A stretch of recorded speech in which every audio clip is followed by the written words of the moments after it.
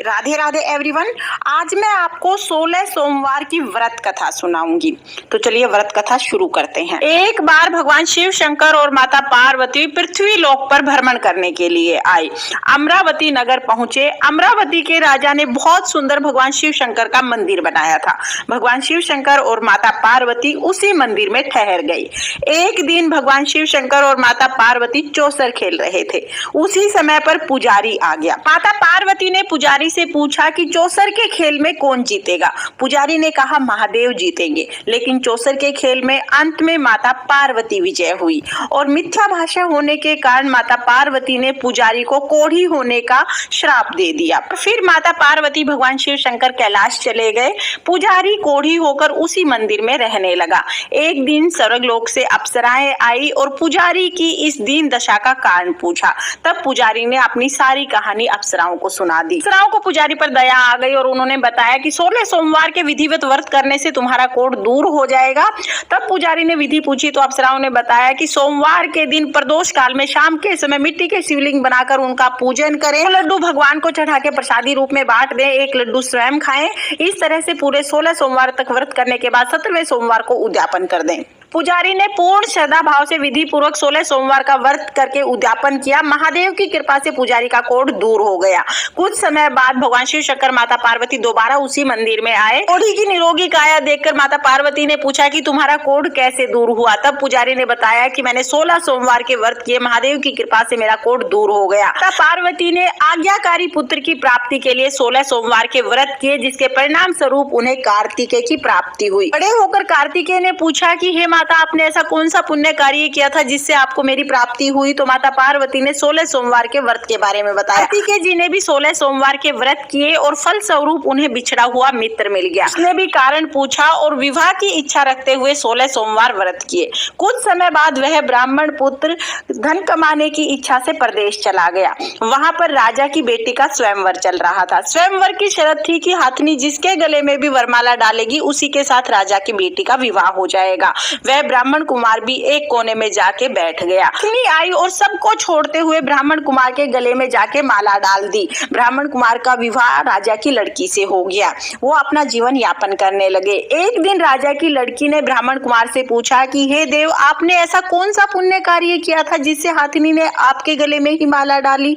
तब ब्राह्मण कुमार ने 16 सोमवार व्रत की पूरी विधि बताई। राजा की बेटी ने पुत्र प्राप्ति की इच्छा से 16 सोमवार के व्रत किए और परिणाम स्वरूप उसे बहुत ही गुणवान पुत्र की प्राप्ति हुई। पुत्र जब बड़ा हुआ तो उसने अपनी माँ से पूछा, हे माँ, आपने ऐसे कौन से पुण्य कार्य किए थे जिससे आपको मेरी प्राप्ति हुई। तो राजा की लड़की ने अपने पुत्र को 16 सोमवार व्रत के बारे में बताया। उसके पुत्र ने राज्य की इच्छा रखते हुए 16 सोमवार के व्रत किए। कुछ समय बाद सैनिकों ने उसे राजा की लड़की के लिए वर्ण कर लिया। राजा की लड़की का विवाह उसके साथ हो गया और राजा के मरणोपरांत उसे राजगद्दी सौंप दी गई। इस तरह से वो राजा बन गया। राजा बनने के बाद भी 16 सोमवार के व्रत हमेशा करता रहा। एक बार अपनी पत्नी से 16 सोमवार व्रत की सामग्री मंदिर में लाने के लिए कह के राजा व्रत की पूजा करने मंदिर चला गया।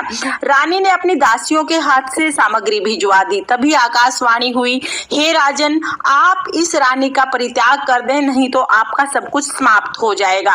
राजा ने भगवान शिव की इच्छा मान के तुरंत रानी का परित्याग कर दिया। अब रानी जंगलों में भटकने लगी। जिस पेड़ के नीचे बैठे वो पेड़ सूख जाए, नदी में पानी पीने जाए तो नदी सूख जाए, तालाब में पानी पीने जाए तो तालाब में कीड़े पड़ जाएं।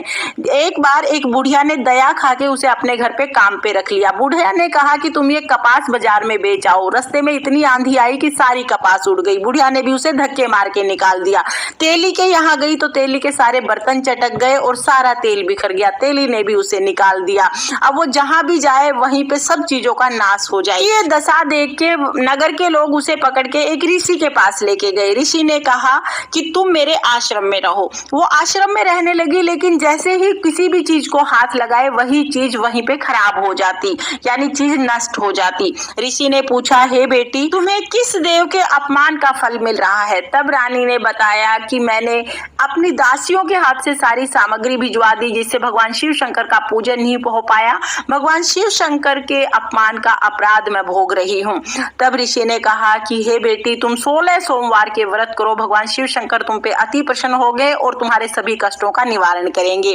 तब रानी ने 16 सोमवार के व्रत किए और 17वें सोमवार को उद्यापन किया। इधर राजा को सपने में महादेव दिखाई दिए और कहा कि हे राजन, आप अपनी पत्नी की खोज शुरू करो और पत्नी को शीघ्र अतिशीघ्र महल में लेके आओ। राजा ने सैनिकों को पत्नी की खोज के लिए भेज दिया। सैनिकों को जैसे ही रानी दिखाई दी, तुरंत वो ऋषि के पास गए और वहां पर राजा को बुला लिया। राजा ने सारी व्यथा सुनाई और कहा कि मैं अपनी रानी को वापस महादेव की कृपा से अपने महल लेके जाना चाहता हूँ। ऋषि ने सहर्ष रानी को विदा कर दिया। रानी महल में आई और आकर रानी ने 16 सोमवार के व्रत किए। 16 सोमवार के व्रत करने के कारण राजा रानी जीवन के सभी सुखों को भोगकर अंत में शिवलोक को प्राप्त हुए। जो भी मनुष्य 16 सोमवार के विधिवत व्रत करता है, उसकी मनोकामना अवश्य पूर्ण होती है और अंत में शिवलोक को प्राप्त करता है। ये थी 16 सोमवार की व्रत कथा। 16 सोमवार का व्रत कैसे करते हैं, पूजा कैसे करनी है, इसका वीडियो पहले चैनल पर आ चुका है। लिंक मैं आपको डिस्क्रिप्शन में दे दूंगी, उसे भी आप एक बार जरूर देखना। और अगर आपको 16 सोमवार की एक कथा पसंद आई हो, वीडियो आपके लिए थोड़ी बहुत भी यूजफुल हो, तो प्लीज वीडियो को लाइक कर देना। और हम महिलाएं घर में तीज त्योहार कैसे करते हैं, ये देखने के लिए मेरे चैनल को सब्सक्राइब कर लेना। महादेव की कृपा से आपकी मनोकामना अति शीघ्र पूर्ण हो। फिर मिलेंगे किसी और वीडियो में, तब तक के लिए हर हर महादेव, ओम नमः शिवाय।